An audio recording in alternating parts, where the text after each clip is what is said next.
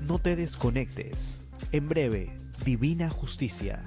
Todos los martes de 6 a 7 de la noche. Solo por Miraflores TV Digital. Una mirada diferente.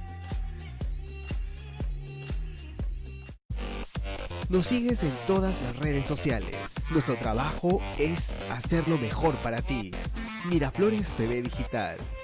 En Facebook, en Twitter, YouTube, Instagram y visita también nuestra página web www.miraflorestv.p. Descubre todo lo que tenemos para ti. Miraflores TV Digital. Ingresa a tu cuenta de Facebook. Búscanos como Miraflores TV Digital y entérate de todo lo que tenemos para ti. Programas variados, conductores altamente profesionales, muchos premios. Interactúa con nosotros, comparte cada programa y recomienda Miraflores TV Digital, tu canal. No te desconectes. En breve, Divina Justicia.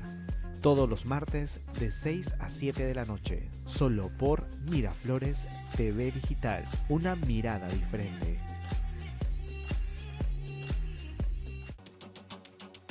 Búscanos en todas nuestras redes sociales como Miraflores TV Digital.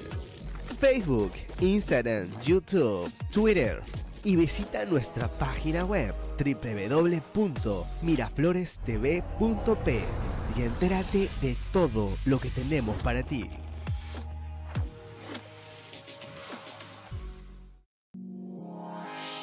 Somos tu...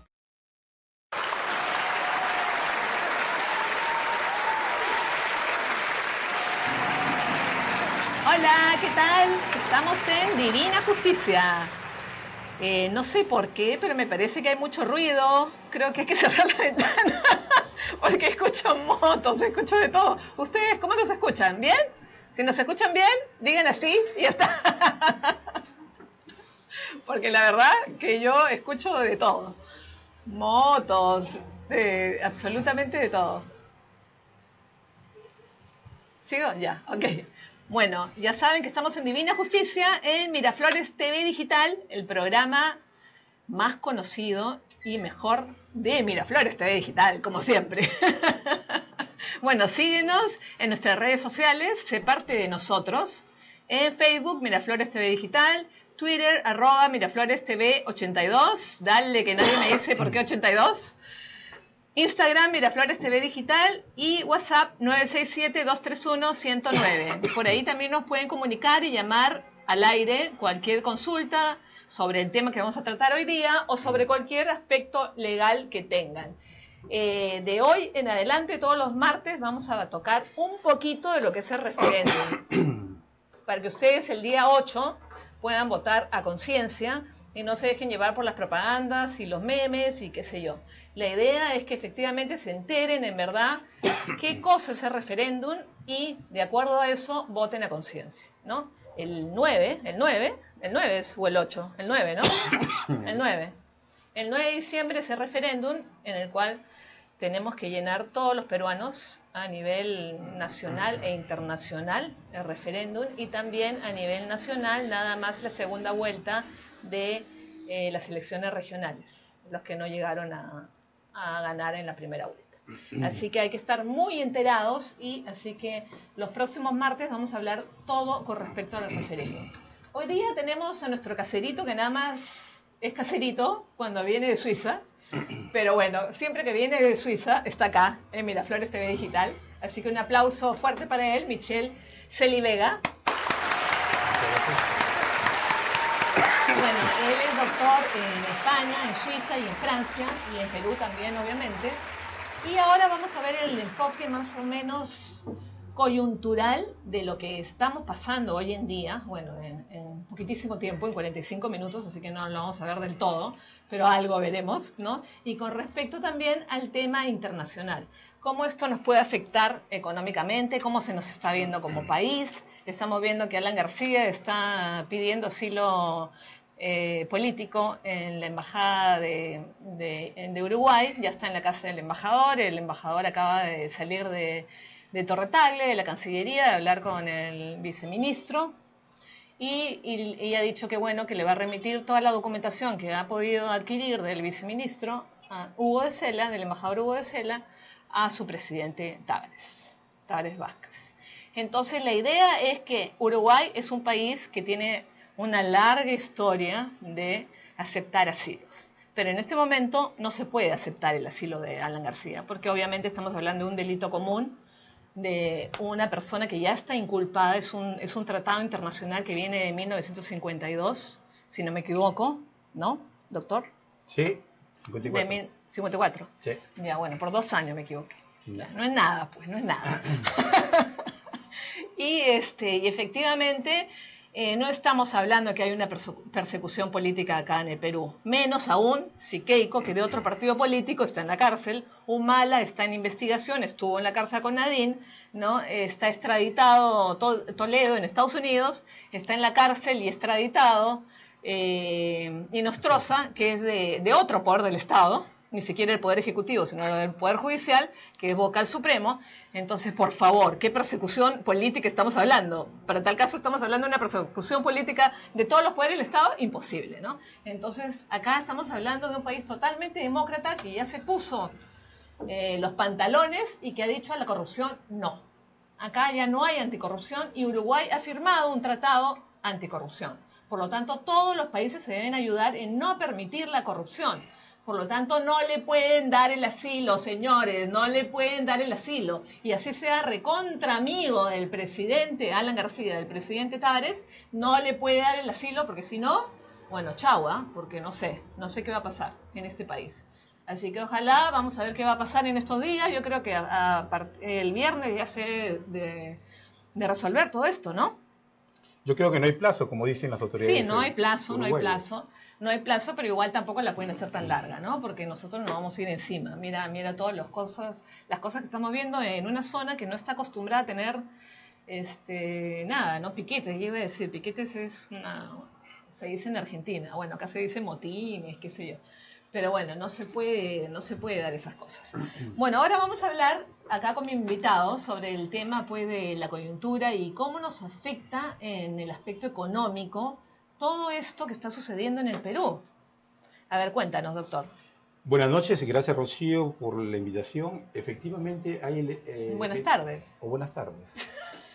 Hay elementos que hay que tener en cuenta. En este momento hay una especie de situación de suspenso, porque hay muchos capitales probablemente que, sin ser exigentes en la seguridad jurídica de un país, están viviendo un momento que nadie puede comprender qué va a pasar mañana.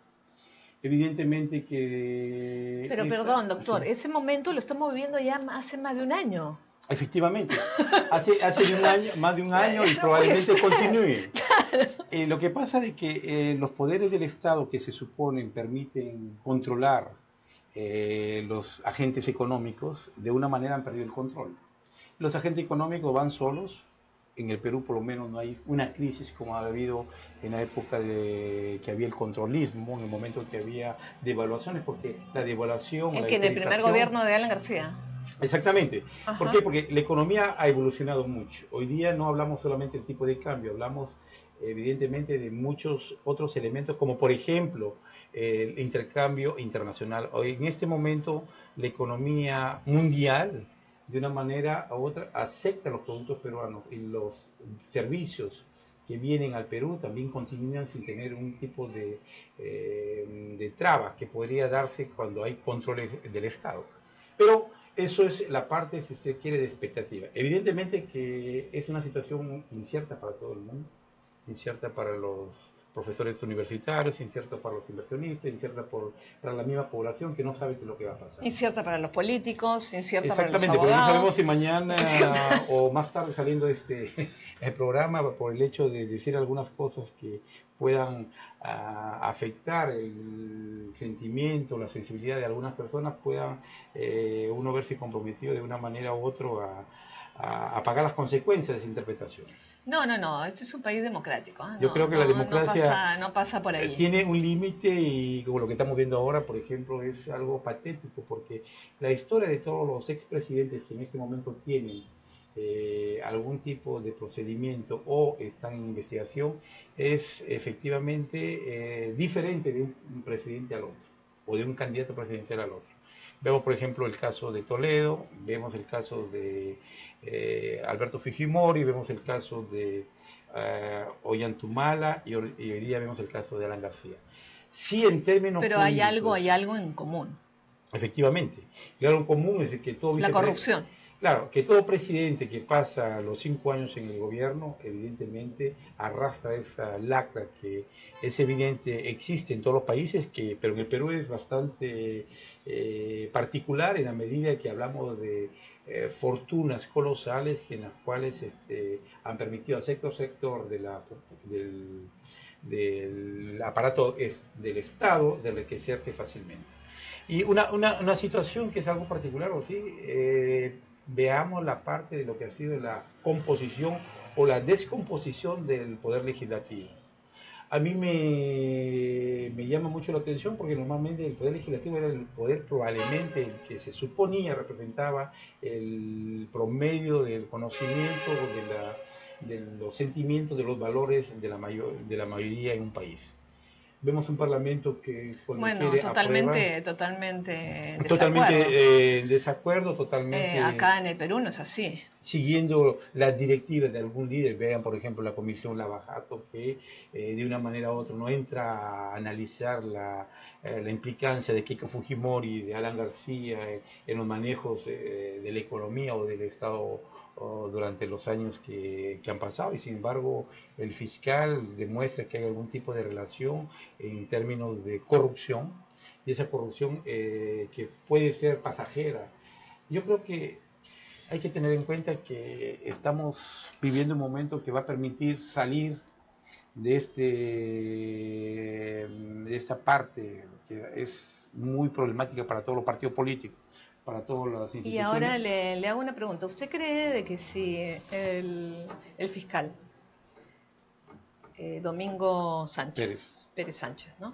Domingo Pérez Sánchez, ¿no? Yeah. Allí estuvo mal y dijo, bueno, vamos a darle imposibilidad de salida del país y ha debido de darle mejor una prisión preventiva, como se la dio a Keiko y a todos los demás? ¿Por qué hizo eso? Yo pienso que hay que respetar en primer lugar el procedimiento establecido en los códigos de procedimiento.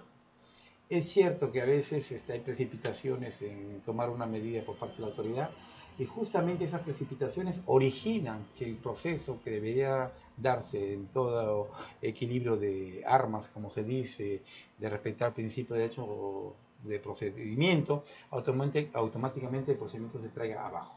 Yo creo que la precipitación, y esta es una crítica que tienen que hacer sobre todo el Ministerio Público, es muy probable cuando ustedes escuchan que el presidente Alan García tiene varios procedimientos, ha acudido a las audiencias durante muchos meses y que a cierto momento no exista una acusación fiscal, y efectivamente causa preocupación porque no podemos permitir a alguien que hoy día se siente perseguido político, y tiene razón de decirlo. O sea, no es porque la política lo persiga, sino que él trata de encontrar un argumento que de una manera justifique que el comportamiento de la autoridad que se supone investiga no ha investigado en buena y debida forma. O sea, con los límites. Usted está hablando de manera objetiva. Exactamente. No de manera subjetiva. No, exactamente. Lo que hay que ver es efectivamente lo que pasa en un procedimiento. De repente la prensa de una tendencia ideológica va a permitir inducir la interpretación de la mayoría de los peruanos diciendo hay que condenarlo porque fue un bárbaro, porque mató a policías. Él mismo ha dicho en declaraciones ante la prensa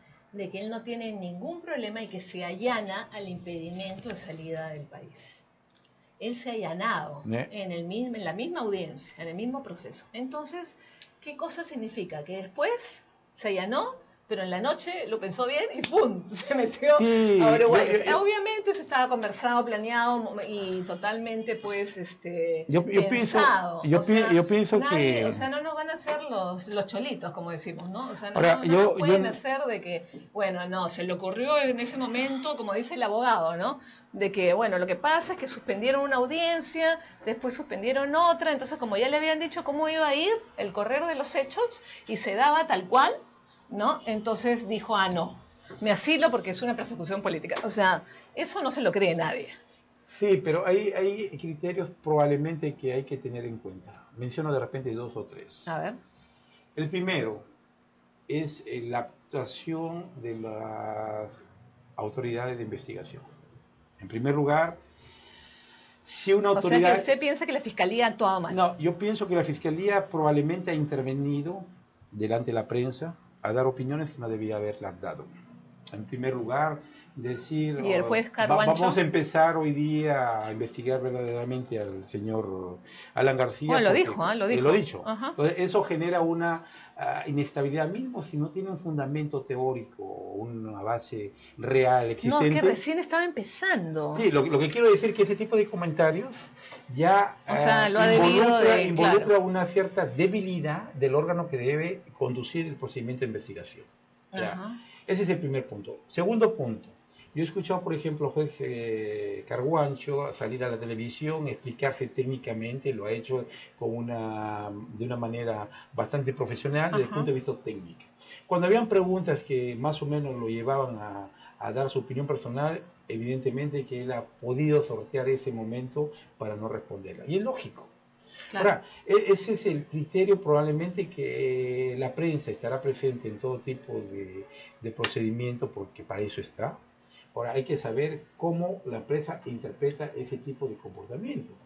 Yo en un momento he seguido parte del juicio, por ejemplo, de la demanda de detención preventiva, el caso de Keiko Fujimori, y efectivamente hay comportamientos que a mí me llaman mucho la atención. ¿Cómo cuál? Sobre todo, yo escucho el comportamiento del abogado que era defensor de 3 partes. Que defiende al señor Perfigari, a Yoshiyama y a otra tercera persona. Pero a Yoshiyama no le han dado, yo quiero hablar como abogado. ¿Quiere que le diga una cosita? Eso, por ejemplo, en todo Estado de Derecho que se considera descendiente de la familia romano-germánica, que hay normas escritas, en otros países en todo caso no se da. ¿Por qué? Porque es imposible que en un procedimiento donde hay 3 potenciales acusados que tienen una investigación penal, haya el mismo abogado para que asuma la defensa. Y hoy día, sin ser abogado, sin ser jurista, la persona que no conoce los términos o las técnicas jurídicas se pone y dice, ¿cómo puede ser abogado de uno y del otro? Yo le explico, señor, no puede serlo. ¿Por qué? Porque hoy día, por ejemplo, se ha retirado de la defensa de 2 personas que supuestamente lo defendían con argumentos que tenía bajo el secreto profesional de mantenerlos, y ahora se queda con el abogado que se ha cogido a la figura del testigo protegido. Entonces, ese abogado, yo creo que con mucho respeto a la profesión, debería también dimitir de ese procedimiento. ¿Por qué? Porque ya estamos en un juego donde de una manera a algunos se le critica, juez y parte. Critiquemos también a los abogados, no podemos jugar en todas las posiciones del campo de fútbol, porque es ilógico. Entonces, ese es un defecto, probablemente. Yo pero, no creo pero a ver, volviendo al tema de Alan García, yeah, que casualmente están metiendo mucho el Colegio de Abogados porque no ha hecho una pronunciación. Los partidos políticos, por ejemplo, el PPC ha hecho un pronunciamiento con respecto a lo que está pasando, con respecto a Alan García, indico. Yeah. Pero el CAL no, el Colegio de Abogados no, lo cual estamos esperando, doctora Portocarrero, estamos esperando, ¿no? Entonces, efectivamente, porque nosotros somos los que tenemos que hacer, ¿no?, el pronunciamiento, es decir, los abogados, porque somos los que sabemos, ¿no? Pero bueno, allí volviendo, hay algo que dijo, que no quiero que se me escape, que lo dijo en los primeros minutos de la entrevista, que dijo, bueno, sí, corrupción hay en todos lados. Efectivamente, corrupción hay en todos lados y, por ejemplo, no nos vamos a ir a países del primer mundo, porque también hay corrupción, pero de otra manera, ¿no? Se manejan estándares de otra manera, ¿no? ¿Sí o no? Exactamente. ¿no? Por ejemplo, yo me acuerdo en Japón que tienen a los yakuzas, que es una mafia terrible, pero ellos se saben cómo manejar, ¿no? En determinado ambiente, la policía no se mete y todo se queda así en orden, por decirlo de alguna manera. ¿Cómo es en Bélgica? ¿Cómo es perdón, en Ginebra? ¿Cómo es en París? ¿Cómo es en Madrid? Yo creo que la pregunta hay que enfocarla en función cómo es que está objetivamente materializada la corrupción. Ese es Bueno, el punto central. ok. ¿Por qué? Porque corrupción existirá de ya, por ejemplo, cuando hay un tipo de mercado público. Si uno quiere ganar un mercado público en cualquier país del mundo, no va a ir donde un abogado que no conozca el concurso de mercado público. O Tiene que sea, conocer. ¿a qué se refiere Ya, con mercado público? claro, me ¿Contrataciones refiero públicas? a contrataciones públicas. Ah, ya, ok. Es decir, que vamos a ir donde el abogado que conoce más o menos cómo funciona, el abogado cómo, y ese abogado tiene, si usted quiere, como todo abogado, las armas para poder presentar una mejor oferta. Ajá. ¿Okay? Ya entramos en una diferenciación de cómo pueda esa persona hacer frente a ese tipo de intervención. Ahora, evidentemente a veces hay consorcios que presentan un sobre, presentan el otro, justamente para llamar la atención y sabiendo que hay un sobre que ya está prácticamente predeterminado. Algunos consideran que es una especie de corrupción, otros dicen que no. Ese es un elemento que hay que ver en las contrataciones públicas. Pero estamos hablando del Estado. Sí, claro, o sea, la corrupción hablamos del Estado. O sea, claro. no, cuando hablamos de corrupción generalmente... No, es que también hay la corrupción y el corrupto, ¿no? O sea, el corrupto y el que se deja corromper. ¿No? Entonces, lo que pasa es que hay un... Si entonces, me por ejemplo, Rocío, en contrataciones del Estado, estamos hablando del Estado y estamos hablando de un privado. ya. Entonces, ahí los dos son corruptos. Yo creo que el término corrupto habría que diferenciarlo. Por eso yo hago mucho atención a esto, porque nos remitimos a valores que en algún momento son éticos, a valores que representan lo que significa la expresión de una sociedad. Yo como digo... Bueno, por eso, expresión de una sociedad. ¿Cómo vemos la corrupción, por ejemplo, en España, en Madrid? Por ejemplo, en Madrid, hablando con algunos No sé, políticos... ni siquiera en el país, sino en la ciudad. En Madrid, en la capital. Mire, hay muchas cosas que se dejan pasar. Yo hablo siempre de un caso muy evidente, que es visible, y que es, por ejemplo, las defraudaciones fiscales. Cuando hablo de defraudación fiscal, es grave. Claro. Y cuando hablamos del déficit, la deuda fiscal que tienen los clubes, el Real Madrid, el Barcelona, que son grandes, claro, y que ningún gobierno, ningún primer ministro, ningún ministro de Economía ataque ese problema, es porque el día que lo ataquen, ese día habrá crisis en toda España. ¿Por qué? Porque el fútbol es popular, porque controla las masas y porque simplemente permite que los juegos políticos continúen a hacerse. Sin embargo, cogen a un jugador Messi o a un otro para sancionarlo y ahí queda. Pero la corrupción, que es esa defraudación fiscal que el club, o en tanto que el club no paga, se deja pasar. Ese es un mecanismo de corrupción que se ve en todo caso en España. Ahora, una corrupción netamente de alguno de los poderes del Estado. Mire, puedo hablar del caso francés. El caso francés al presidente Chirac se le acusó, y hay procedimientos todavía en curso con todo lo que representa su partido, se le acusó de haber pagado muchos servicios, de haber hecho compras pagando en efectivo. Ahora, qué raro, ¿no? Y también de crear puestos ficticios. ¿Pagando qué? ¿En efectivo? Sí, en euros. Evidentemente, si estamos en el Perú, hoy día alguien quiere comprar un bien inmobiliario por un monto determinado, tiene que declarar hacer su declaración. Pero el presidente de la República Francesa... ante el notario se dice, ¿no? Bueno, ¿de dónde vino el dinero? Ahora, todos esos procedimientos que nosotros consideramos que son controlistas, establecidos por el Estado, existe para algunos, no para todos. Entonces, la creación de empleo ficticio... Pero a ver, ¿son controlistas o es correcto? Son controlistas para la gran mayoría que dicen que son elegidos para controlar. Me explico. En teoría, cuando elegimos un gobernante es porque tiene un mejor programa, porque va a meter el orden, que la informalidad la va a hacer más formal. Hay unos criterios que a uno o muchos les encanta. Y hay dos criterios, por ejemplo, en los partidos políticos, en todas las elecciones de todos los países que yo veo, hay dos elementos que permiten al candidato ganar las elecciones: la corrupción y la migración. Usted le da el discurso a esos dos temas y ganan las elecciones. Poco importa si van a hacer algo. ¿Por qué? Porque ahorita la migración en Europa es un problema para todos los países. Ninguno quiere recibir un barco que llega con migrantes del África, y entre la Unión Europea, la libertad democrática y el respeto a los derechos humanos, finalmente cada día llegan más barcos.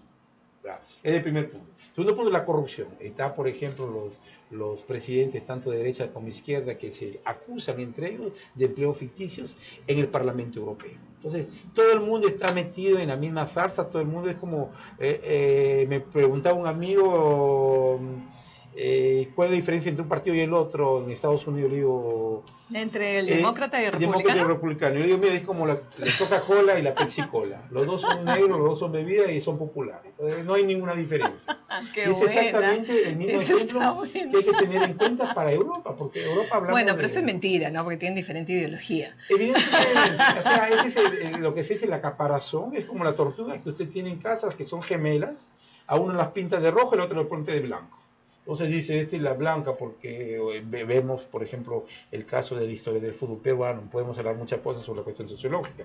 Ustedes se remiten a la historia del universitario de deporte y Alianza Lima, dicen el blanco, crema. Ah, claro, y el negro. Y el negro que viene a jugar y sí, siempre ha sido el gran clásico. O sea, hoy día todo el mundo sigue el gran clásico, pero hay muchas personas que no saben por qué es el gran clásico. Entonces, esas evidencias sociales que se han transformado en el transcurso de los años, llega a determinar que hoy día no hay discriminación racial. Los dos pueden ser corruptos o los dos pueden ser honestos.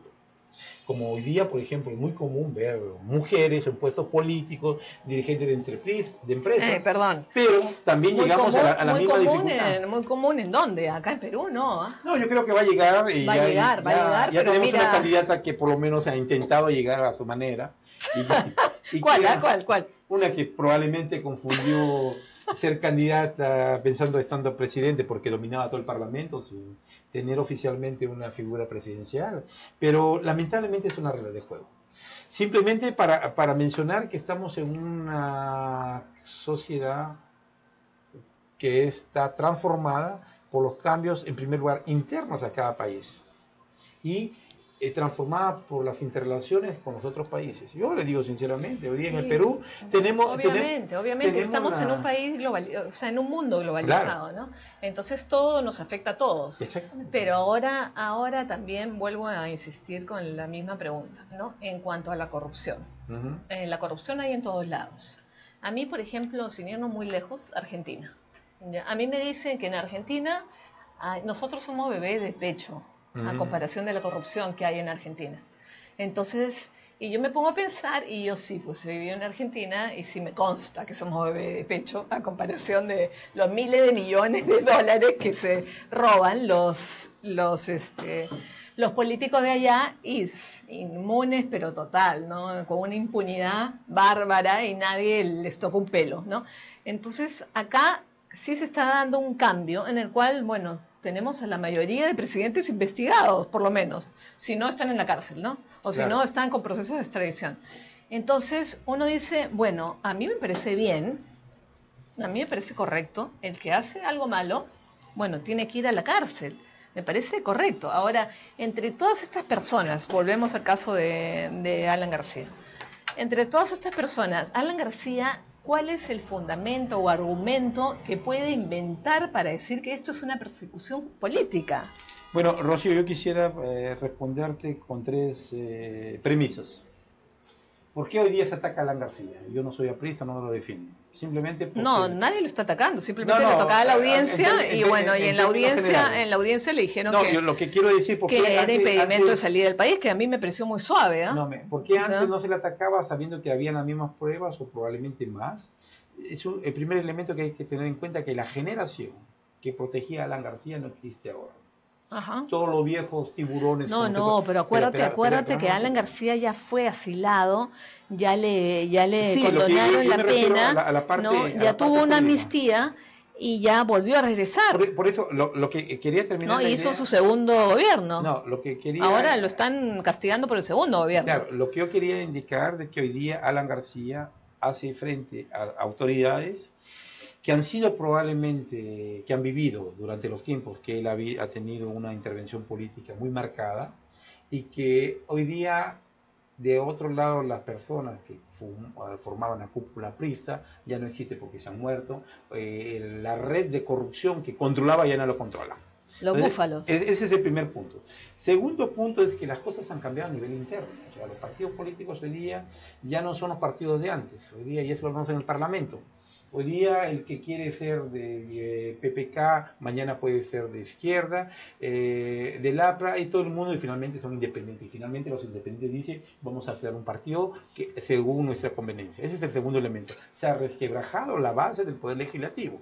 Y el tercer No, elemento, se han resquebrajado reestructurado los partidos políticos. Ya. Y el tercer punto que hay que tener en cuenta es esa población que hoy día puede llegar a tener el mismo comportamiento que está teniendo la población en Europa, indiferente a las decisiones al momento de elegir. Eso es cierto, o sea, eso es cierto. Ajá. Llegamos a un momento que ya, bueno, de derecha a izquierda, blanco, negro, pequeño, norteño, sureño, capitalino, ya nos interesa, nos da igual. ¿Usted sabe por qué? Porque estamos cansados.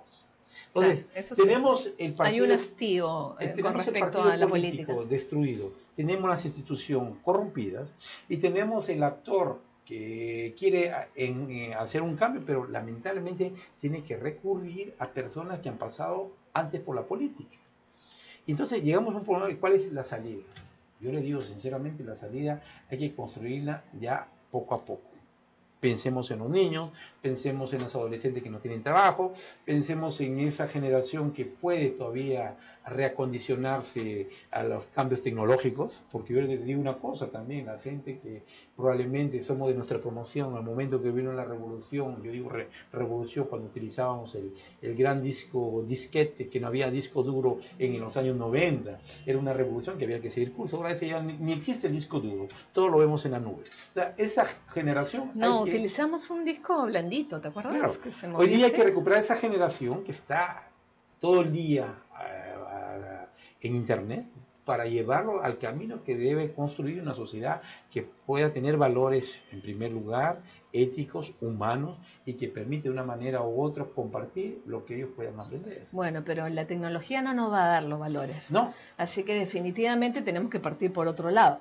Sí, o sea, la tecnología es una herramienta, nos puede ayudar para efectivamente hacer un montón de cosas en la política, es decir, dar educación, sí, vía virtual, ¿no? Ahora que hay tanto tránsito, ¿no? Entonces sí, bacán, ¿no? Damos clases virtuales, diplomados virtuales, todo virtual, no hay ningún problema, pero la tecnología no nos va a poner valores. O sea, necesitamos educación. Necesitamos educación y salud, porque también, si no hay salud, ¿cómo educamos?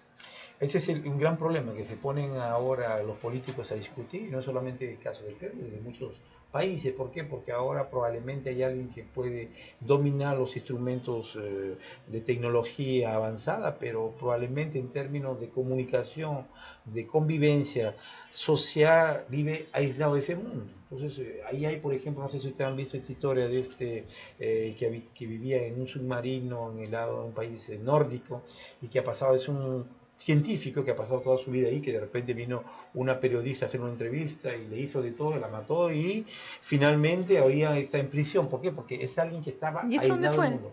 Eso salió en toda la prensa. ¿Cuándo? Hace ya por lo menos 2 años y el juicio ha sido este año. O sea, es alguien ¿En qué país? En Suecia o Noruega, uno de esos países nórdicos. Entonces, ¿qué es lo que pasa? Esos elementos que hoy día son, si se quiere, aislados, pueden repercutir en todo el mundo. ¿Por qué?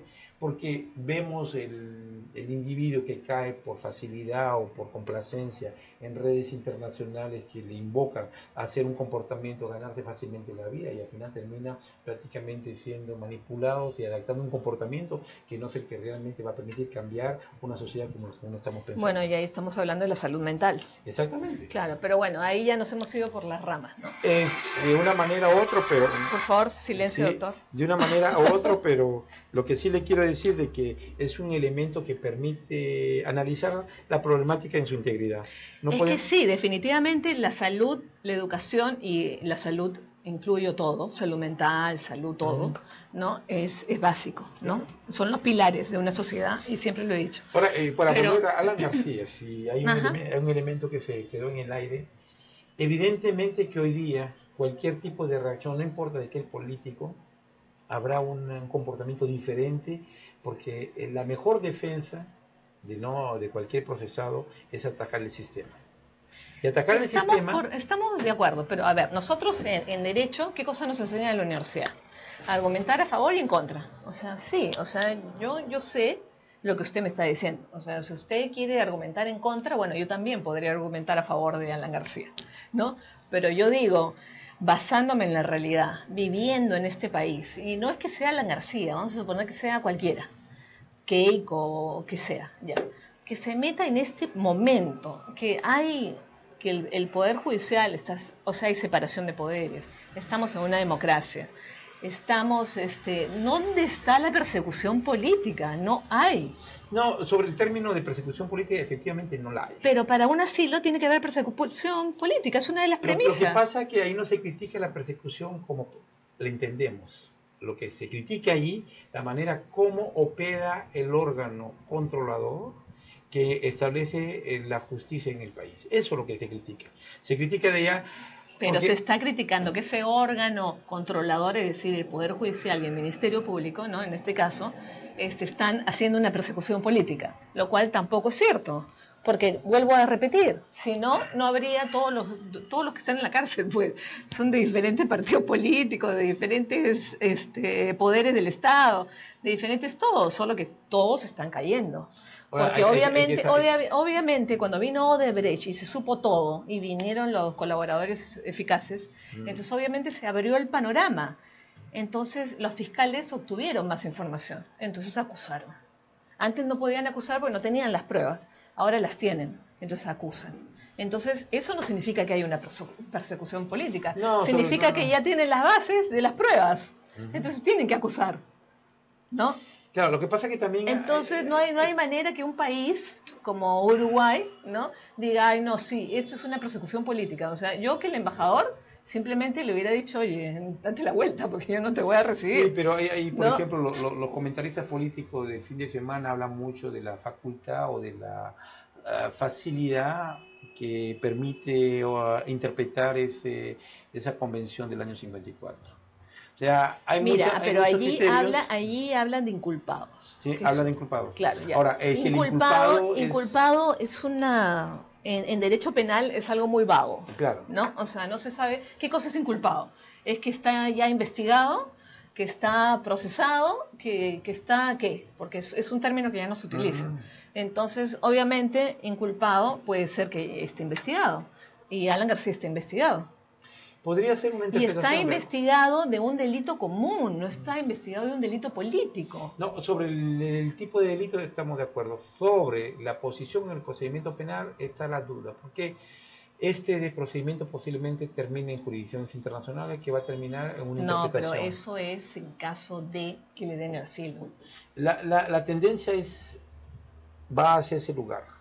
En el sentido de que no es ni siquiera por proteger a Alan García, simplemente es por el hecho de ver cómo hay un posicionamiento de un país para efectos de hacer un poco llamar la atención. ¿Usted cree que le van a dar el asilo? Mire, yo tomo el caso del Ecuador. ¿Ya? Assange fue un personaje que tenía mucha información sobre los Estados Unidos y se ha refugiado en la embajada del Ecuador en un país europeo. Ajá, sí. ¿Okay? Hay otra persona también que se... Bueno, el australiano puede, Wilkie, que está en Ecuador. Exactamente. O sea, hay otra persona que ha utilizado la figura del hacker para ponerse en una embajada europea. Y esa persona también ha sido acusada por delitos comunes de orden sexual. Y el país que lo tiene no lo quiere soltar. Como el Ecuador tampoco lo quiere soltar. Y ahora dime una cosa, ¿por qué España, por qué Madrid no aceptó el asilo y lo puso de Inostroza? Es que es otro elemento. O sea, no es lo mismo que el señor Inostroza haya sido, ya con todo el puntuario que tenía, sobre todas las evidencias que puedan darse, de pretender jugar la figura de un refugiado perseguido político. Porque no es político. En primer lugar es técnico. Es como si yo, por ejemplo, como el chofer de un bus, es un vocal supremo. Sí, pero es dentro del cual es un funcionario público. Sí, pero dentro por todas partes del mundo. No, pero, es un vocal supremo. Pero no es el mismo como el presidente de la República.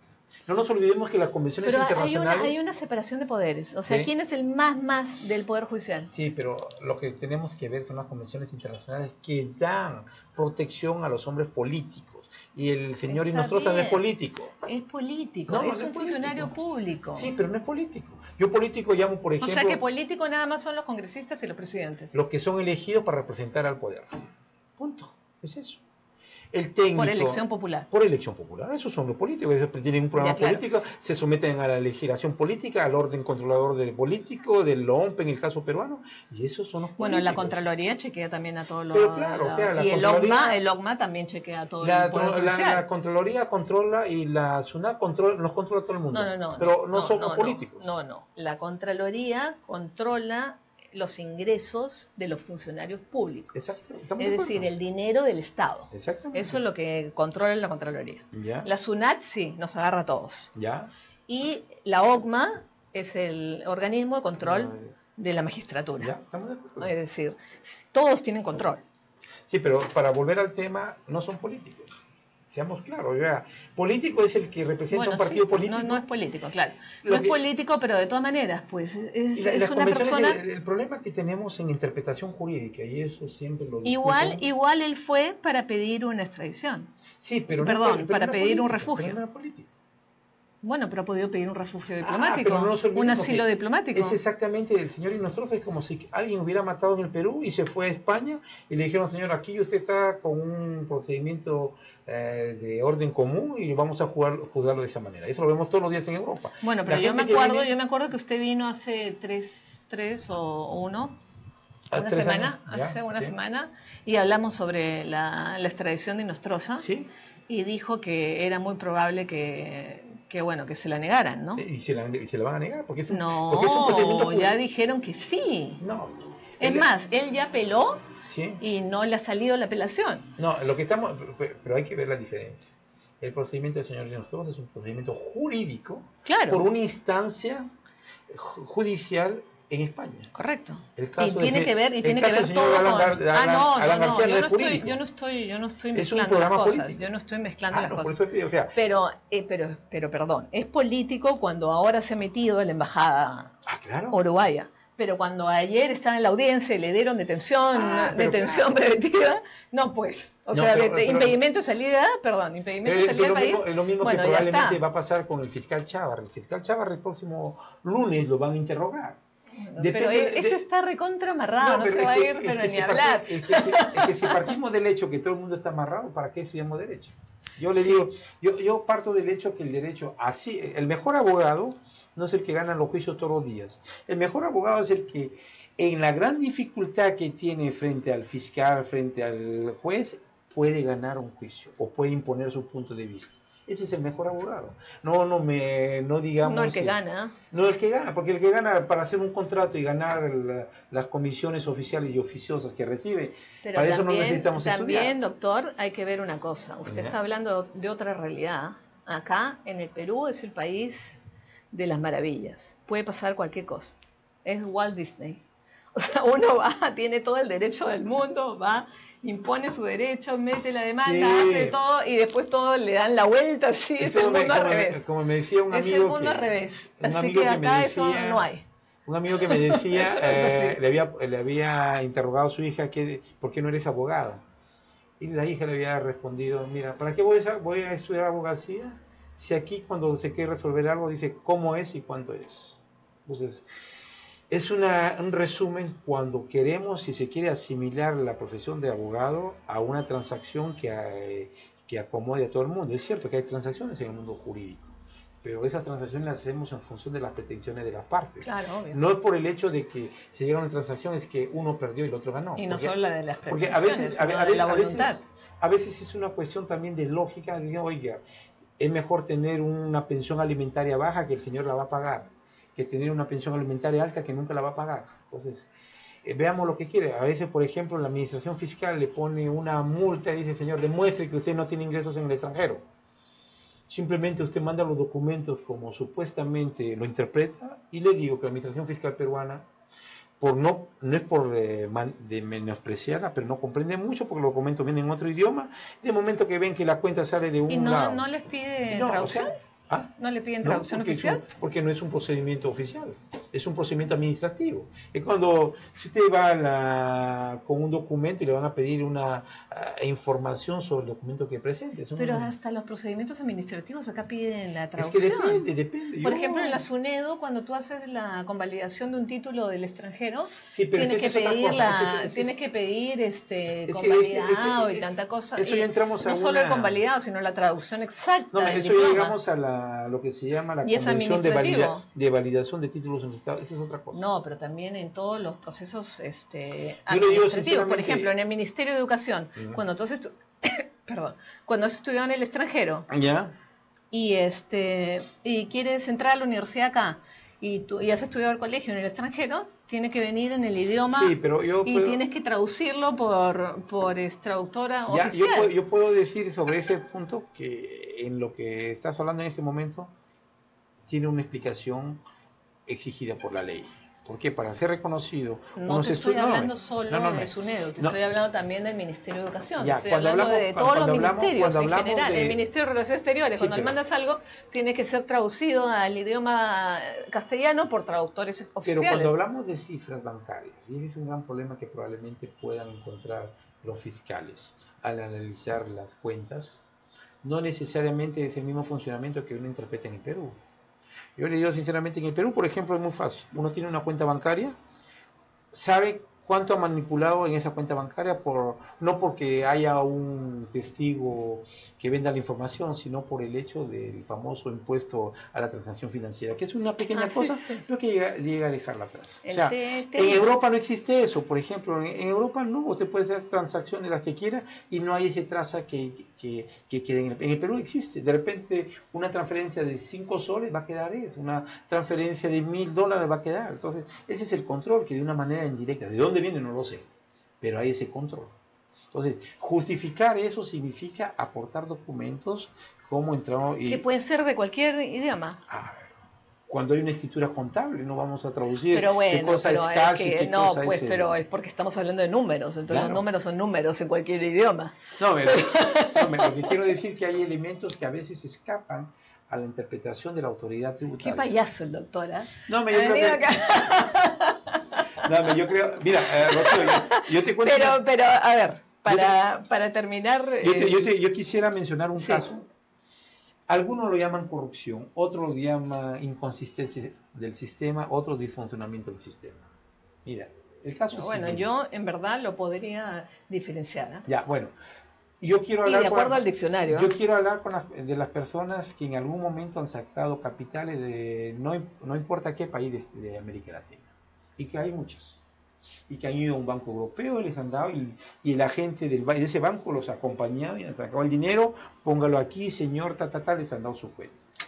Resulta que hoy día todos los países de América Latina que quieren ser miembros de la OCDE tienen que tener una plantilla, una radiografía de todo lo que pasa en el país. Y para eso el presidente Kuczynski, cuando anunció que el país era miembro de la OCDE, sabía muy bien que se venía después un control para todo el mundo. Y se ha venido. Y se va a venir, porque hoy día todos los activos. Y ese es el gran problema. El problema de la corrupción en Perú es que hoy día se puede saber fácilmente quién tiene dinero en Europa. No porque las autoridades peruanas sean más eficaces que antes, sino porque el contexto internacional ha cambiado y con una simple solicitud y sobre la base del acuerdo de la OCDE, la autoridad donde se encuentra la cuenta bancaria tiene que informar al país. Se puede saber, pero ¿se quiere saber? Evidentemente que no. Es ahí el tema, ¿no? Entonces seguimos con la corrupción. Pero bueno, ahora para terminar quiero hacer un breve comentario y quiero que me dé su comentario, doctor. ¿Qué le parece, para reírnos, ¿no? Ya para terminar el programa riéndonos, ¿qué le parece lo que pasó con Mamani? Mire, el comportamiento de algunas personas manifestado en un acto público debe ser interpretado que no debe ser el único acto. ¿Qué? que no debe haber sido el único acto que ha hecho de esa manera. En su vida. En su vida. Ah, por supuesto, ¿Okay? claro. Ahora, no vamos a atacar el personaje Mamani. Vamos Mamani. a Mamani. Mamani. Lo que hay que entender es el rol de ese personaje en la zona donde ostenta un poder. ¿Cómo se dice Mamani en francés? No sé, porque es un nombre propio, de tal manera que no hay traducción. El hecho concreto de que la persona hay que enfocarla en su esfera de poder. Es como cuando pasa en una empresa. Obviamente, claro. En una empresa el Eso patrón es grave, puede claro, tener a es muchas, muy grave. Todas las trabajadoras sus amantes y aceptan que sean sus amantes. Claro, o sea, allí el tema es que hay un agravio, o sea, aparte de haber un agravio, hay un, ¿cómo se dice? ¿La palabrita está de penal? Ya una infracción. Un arcelamiento. En penal. Un comportamiento que realmente va contra lo que significa una... No, pero el que él tenga el poder. ¿Ya?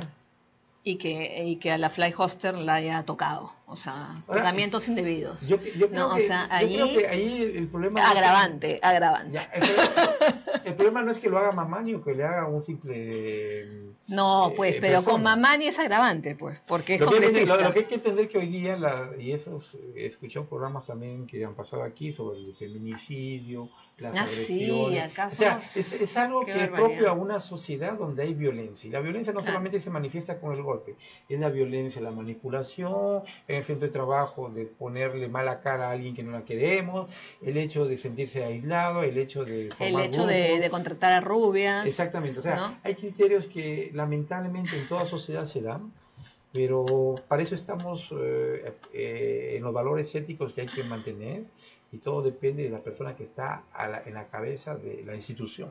Claro. Yo, por ejemplo, si venimos a la parte jurídica, sinceramente el señor Chávez no sé lo que hace ahí. Un hombre que realmente se sabe que es abogado porque ha hecho sus estudios de abogado, bueno, pero hoy día, por ejemplo, es un fiscal. Tiene que ser abogado. Es como si a mí me dieran el título de astronauta y nunca he ido a la luna. Y todo el mundo me respeta como astronauta y me están llamando porque... Pero ya le dije que tiene que cerrar acá. Bueno, doctor, para despedirse de las personas que lo están viendo y ya se va, ¿no? Sí, ya me voy. Lamentablemente tengo que regresar a la rutina antes de Navidad. Ya se va a Ginebra. Hay que pensar que cuando estoy en Ginebra... ¿O a París? Me estoy yendo a Ginebra, esperando que reencontrarnos el próximo año. Yo creo que son buenas ocasiones de entrar en contacto con la realidad del Perú. Una realidad que yo la sigo de manera permanente, casi todos los días, no porque me guste el Perú, sino por las innovaciones que aporta el Perú. Muy bien, muy bien. Tenemos 5 presidentes con 5 procedimientos diferentes. Por ahí alguien ha dicho, escribe un libro. Sí, está buenísimo. Y de repente habrá un libro para cada presidente. Sí. Eso es cierto. No, pero también tenemos cosas buenas. Tenemos, por ejemplo, creo que sí, tenemos la selección de fútbol, tenemos Pablo Correro. No, estamos hablando de lo jurídico. La ley de arbitraje peruana nos llaman de todas partes del mundo, ¿ah? Eso sí. Somos lo máximo. Yo creo que hay somos lo máximo en arbitraje, ¿ah? También hay corrupción, pero somos lo máximo. Hay una característica de lo que... Ya nos vamos. Perfecto. Para despedirse, doctor. Bueno, muchas gracias a la audiencia de Radio Miraflores. Miraflores TV Digital. Tenemos que ser pacientes, que los problemas que vive el Perú no solamente son del Perú, existen en todos los países. Tengamos como claridad que hay un camino que hay que abrirlos y cada uno tiene que aportar para abrirlo. Dejemos el pasado, no busquemos revanchismos, avancemos en lo que podemos, aportemos en lo que somos capaces. Y tendremos un Perú que probablemente de aquí, dentro de 5 años, todos seamos conscientes y digamos, pasó, tuvo que pasar, y lo olvidamos y estamos en otra etapa. Muchas gracias. Gracias. Bueno, y yo sumándome a las palabras del doctor, también digo que no haya odios, que no hayan rencores, pero que sí se cumpla la ley, ¿no? Y a Mamani, que se cree no sé qué cosa para haber acosado así a una mujer, vamos a suponer que él dice que la rozó, igual es un acoso, igual está mal, ¿no? A la mujer se le respeta y eso ya lo tenemos bien en normas y en leyes acá en el Perú, así que no se puede permitir. Así que acá que la ley se cumpla y que las normas se cumplan porque para eso están hechas. Bueno, nos vemos el próximo martes en su programa favorito Divina Justicia en Miraflores TV Digital con la doctora Rocío Cano Guarinoni. Chao, nos vemos. Adiós. Muchas gracias, Rocío. El próximo martes, referéndum.